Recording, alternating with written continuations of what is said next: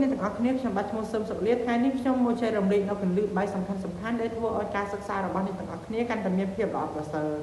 ដែលវីដេអូនេះដែលជួនជាពិសេសសម្រាប់បងប្អូនដែលពុំទាន់ដឹងតែខ្លួនឯងត្រូវចាប់ដើមសិក្សាពីចំណុចណាទៅ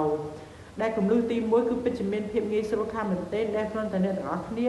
ចេះរៀបចំផែនការក្នុងការសិក្សាឬរៀបចំកាលវិភាគក្នុងការសិក្សារបស់អ្នកទាំងអស់គ្នាឲ្យបានល្អប្រសើរនិងច្បាស់លាស់ថានៅក្នុងមួយថ្ងៃនេះយើងត្រូវធ្វើអ្វីខ្លះសិក្សាទៅលើមុខវិជ្ជាអ្វីខ្លះ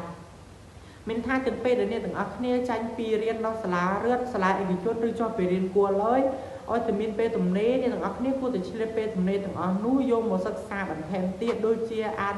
សៀវភៅធ្វើលំហាត់ធ្វើកិច្ចការងារផ្ទះដែលលោកគ្រូអ្នកគ្រូដាក់ឲ្យជាដើម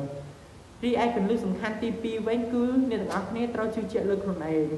ត្រង់ចំណុចនេះខ្ញុំចង់បានន័យថាឲ្យអ្នកទាំងអស់គ្នាជឿជាក់ទៅលើសមត្ថភាពរបស់ខ្លួនយើងថាយើងអាចធ្វើលំហាត់នេះបានដោះស្រាយលំហាត់នេះបានហើយយើងត្រូវគិតតើអ្វីដែលល្អគឺយើងមិនត្រូវគិតអំពីមតិដែលមិនល្អរបស់អ្នកដទៃដែលនិយាយមកកាន់យើងឡើយរីឯគន្លឹះសំខាន់ទី3គឺការសិក្សាស្វែងយល់បន្ថែមទៀតឬការសិក្សាស្រាវជ្រាវបន្ថែមទៀតត្រង់ចំណុចនេះខ្ញុំចង់បានន័យថាឲ្យអ្នកទាំងអស់គ្នាត្រូវចេះសិក្សាស្វែងយល់ឬស្រាវជ្រាវបន្ថែមទៀតក្រៅពីរៀននៅសាលារៀនជាមួយលោកគ្រូអ្នកគ្រូនិងសិក្សានៅក្នុងសៀវភៅយើងអាចសិក្សាស្វែងយល់ឬស្រាវជ្រាវនៅមេរៀនល្អ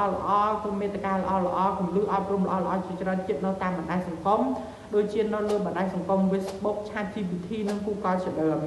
ទាំងអស់នេះគឺជាគន្លឹះសំខាន់ទាំង3ដែលធ្វើឲ្យការសិក្សារបស់អ្នកទាំងអស់គ្នាកាន់តែមានភាពល្អប្រសើរអរគុណអ្នកទាំងអស់គ្នាដែលបានតាមដានទស្សនាស្ដាប់វីដេអូនេះតាំងពីដើមរហូតដល់